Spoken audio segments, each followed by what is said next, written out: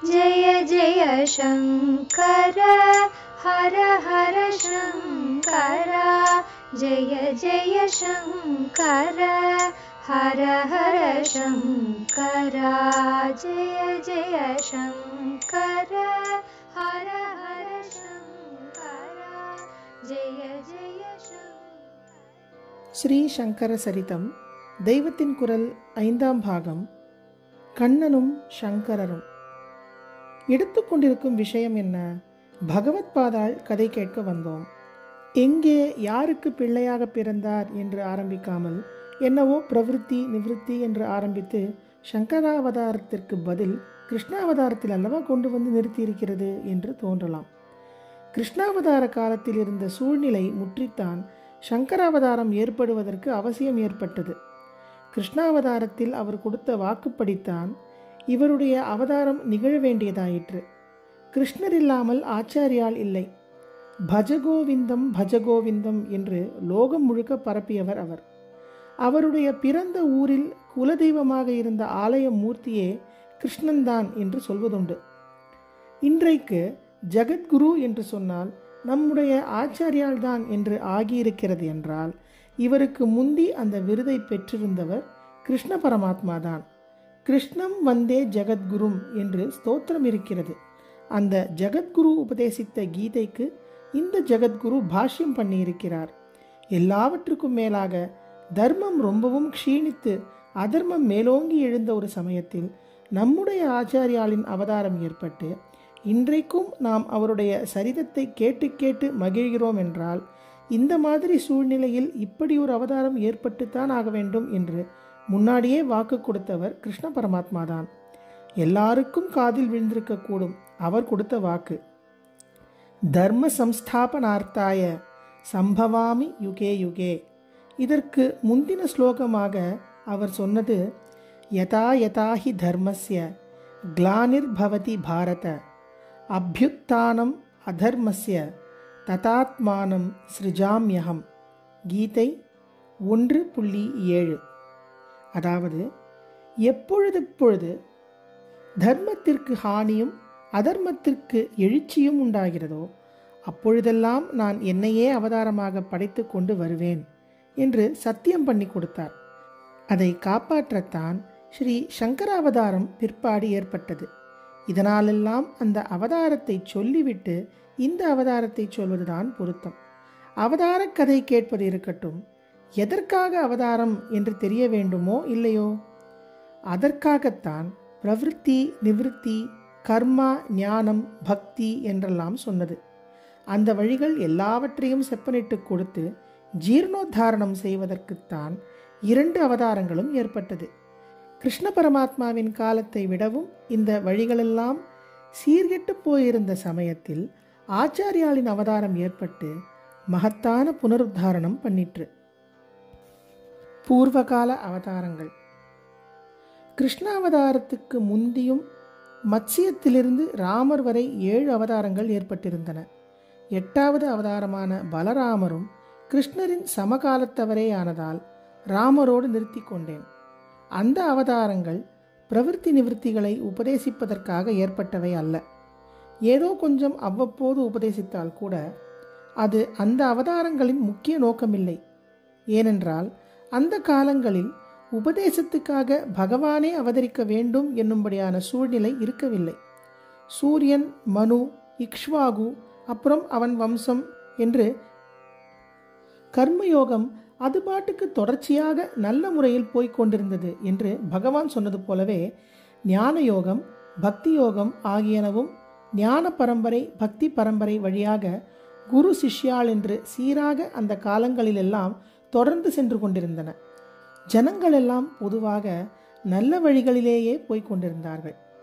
அப்போதெல்லாம் அவதாரங்கள் ஏன் ஏற்பட்டனவென்றால் அசுரர் ராட்சசர் என்ற இனங்கள் ஆதிக்கத்துக்கு வந்து கொடுமைப்படுத்திய சமயங்களில் அவர்களை அழிப்பதற்காகத்தான். பின்குறிப்பு: ராமபிரான் ஆதர்ஷ புருஷராக அவதாரத்தில் விளங்கியதற்கு காரணம் இப்பகுதியில் ஸ்ரீராமன் எனும் உரையில் ஆதர்ஷ புருஷர் என்ற பிரிவில் காண்க. இங்கு குறிப்பிடப்படும் உரை இப்பகுதியில் சேர்க்கப்படவில்லை. இந்த சம்சார கிருத்தியம் ஆன பின் ஜனங்கள் நிர்பயமாக பழையபடி நல்ல வழியிலேயே போய்க் கொண்டிருப்பார்கள். சாக்ஷாத் ஈஸ்வரனே மெனக்கெட்டு உபதேசம் பண்ணுவதற்கென்று அவதரிக்க வேண்டும் என்றில்லாமல் மகான்கள் மூலம் அது நடந்து கொண்டிருந்தது. ஜனங்கள் அவரவர் மனப்பான்மைக்கேற்ப எந்த யோகமோ அதில் பிரவிற்த்தி நிவிற்த்திகளில் ஒன்றில் போய்க் கொண்டிருந்தார்கள். ஞானத்தின் பெருமை தெரிவதற்காகவே அவ்வப்போது பகவானும் தத்தர், ஹம்சர் முதலான அவதாரங்களின் மூலம் உபதேசங்கள் செய்தாலும் இதற்காக ஈஸ்வர சக்தியை விசேஷமாக கைக்கொள்ள வேண்டியிருக்கவில்லை.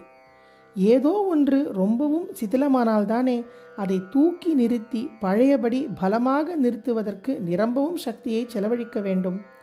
இதனால்தான் அசுர ராட்சசர்களின் சம்ஹாரத்துக்காக ஏற்பட்ட அவதாரங்களையே பகவானின் சாக்ஷாத் சக்தி வாய்ந்த தசாவதாரங்கள் என்று சிறப்பாக பாகுபடுத்திவிட்டு உபதேசர்களாக அவன் எடுத்த சனகாதியர், நரநாராயணர்கள், கபிலர், தத்தர், வியாசர் முதலானவர்களை அம்சாவதாரங்கள் என்று அழைத்தார்கள். 24 அவதாரம் என்று ஒரு கணக்கு. அதில் தசாவதாரங்களும் அதோடு இந்த ஞானோபதேச அவதாரங்களும் இன்னும் தன்வந்திரி, மோகினி போன்றவர்களும் அடங்குவார்கள். ராமாவதாரத்திற்கு அப்புறம் கிருஷ்ணாவதாரத்திற்கு முன் என்ன ஆயிற்று என்றால், அசுர ராட்சசர்கள் தனியாக அப்படி இருப்பதை விட மனுஷ ரூபத்திலுள்ள பல ராஜாக்களிலேயே அதிகம் ஆவேசித்தார்கள். கம்சன், ஜராசந்தன், கௌரவர்கள் ஆகியவர்கள் மனுஷ்ய ஜாதியிலேயே பிறந்தவர்கள். ஆனாலும் அசுர குணத்தோடு இருந்தார்கள். பரசுராமர் கூட மதோன்மத்தமாக போன மானுஷமான ஒரு ராஜ குடும்பத்தை சம்ஹரிப்பதில்தான் ஆரம்பித்தார். ஆனால் அப்புறம் அப்படி மதோன்மத்தமாக இல்லாத ராஜாக்களையும் அவர் சம்ஹரித்து கொண்டே போய் கடைசியில் ராமரிடம் தோற்றுப்போனதாக கதை வேறே மாதிரி போய்விடுகிறது. கிருஷ்ணர் காலத்தில்தான் அநேக ராஜாக்களின் ரூபத்தில் அசுரர்கள் அக்கிரமம் பண்ணி கொண்டிருந்தது. நரகாசுரன், பகாசுரன், பாணாசுரன் மாதிரி அசல் அசுரர் என்றேயும் சிலர் இருந்தார்கள். இம்மாதிரி ஏதோ சில அசல் அசுரர்கள் அவர்களை காட்டிலும் அதிகமாக அளவில் மனுஷ ரூபத்தில் அரசர்களாக உள்ள அசுரர்கள் ஆகியவர்களே கிருஷ்ணாவதார காலத்தில் லோகத்துக்கு தர்மமான மார்க்கங்களுக்கு ஹானி செய்து கொண்டிருந்தார்கள். ஆனால் இவர்கள் எல்லோரை காட்டிலும் அதிக அளவினரான பொது ஜனங்கள் பொதுவாக தர்ம வழிகளை விட்டு அதிகமாக விலகிவிடவில்லை. சற்று முன் சொன்னது போல காமாத்மாக்களாக வரட்டு கர்மாவே செய்பவர்கள், குரூரமான உபாசனைகளை கடைபிடிக்கிறவர்கள், ஞானம் வராமலேயே வந்த மாதிரி ஹிபாக்ரசி செய்கிறவர்கள் ஆகியவர்களும் ஜனசமூகத்தில் இருந்தாலும் அதைவிட அதிகமாகவே நல்ல வழிகளில் போகிறவர்கள்தான் இருந்தார்கள். இருந்தாலும் கெட்டதுகள் வியாதி பரவுகிற மாதிரி பரவிவிடப் போகிறதே என்று கிருஷ்ண பரமாத்மா சமயத்தில் அர்ஜுனனை முன்னிலைப்படுத்தி பிரவிற்த்தி நிவிற்த்தி தர்மங்களை நன்றாக செப்பனிட்டு உபதேசித்தார்.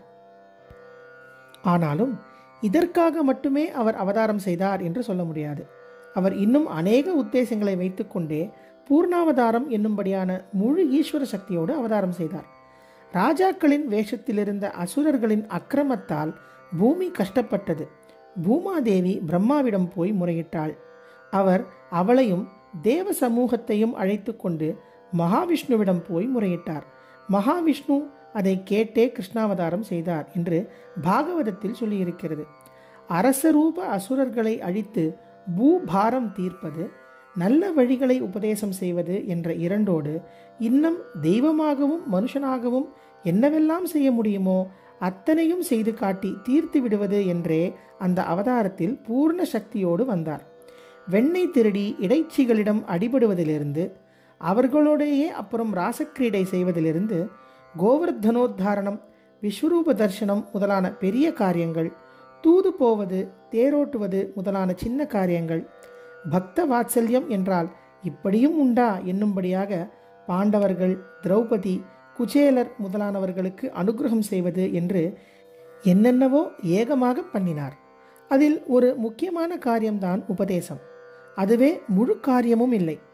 பூலோகத்தில் நரவேஷத்தில் ஆடினதில் ஆயுசில் முக்கால்வாசி போன விட்டுத்தான் கீதோபதேசம் என்று ஞானாச்சாரியனாக வாயை திறந்தார்.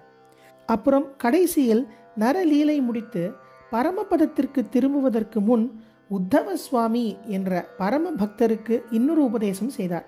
உத்தவ கீதை என்று அதற்கு பெயர். அர்ஜுனனுக்கு பண்ணிய உபதேசத்துக்கு உபதேசம் செய்தவரை வைத்து பகவத்கீதை என்று பெயர் ஏற்பட்டது.